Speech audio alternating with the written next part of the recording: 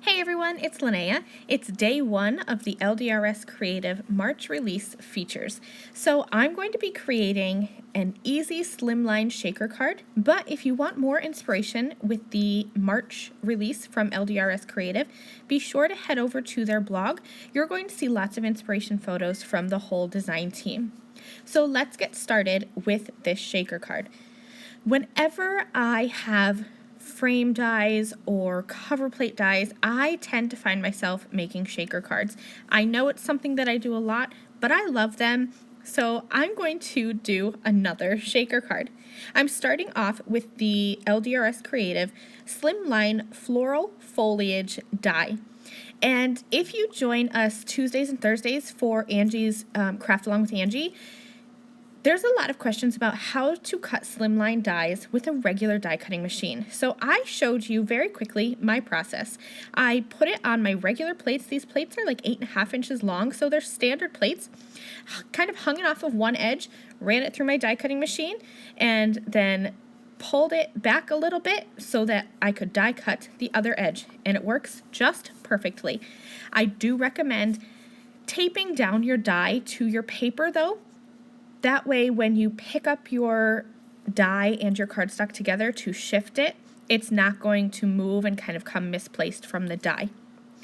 With this slimline floral foliage frame, all I do to release that paper is kind of wiggle it back and forth, and then I do like a push-pull. So I pull on the frame and push down on that inside piece, and then they separate really easily. Let's now do some ink blending for my background. That slimline floral foliage frame is going to go on top of this ink blended background. You can choose any colors to blend. I kind of wanted to go for I think it's the sunset. I always get those mixed up, sunset and sunrise. But I'm doing pink to orange to yellow. So Soft Kisses, Tangerine Dream, and then Banana Cream Pie. And then I will have my frame on top. But remember I said I'm going to turn this into a shaker card. So I'm going to take some easy tear tape. This is from Thermoweb, and I use the 1/4 inch thickness. I found that 1/4 inch double-sided tape works perfectly for going around this slimline floral foliage frame. I will remove the backer from the easy tear tape and then add a piece of acetate or clear packaging. Use whatever you have in your crafty stash. I'm just going to lay that over my frame, and then I did add little dots of glue to the edges of those leaves too, just to be sure they wouldn't pull away from the acetate. Then I trimmed down some double thick foam tape and put that all around my edges. You want to make sure that foam tape is going to touch on all 4 corners so the shaker bits don't fall out. You saw me there take an anti-static powder tool and dust around the inside edges of my foam tape. This is so that my shaker bits don't stick. So I just go around the edges a couple times until I feel all that stickiness is gone. I have some cloud sequins, and I'm just going to put these into my shaker well and then seal up the back with that ink blended panel. Then I'm going to push really hard on all of those edges to make sure that the foam tape grips on nice and good.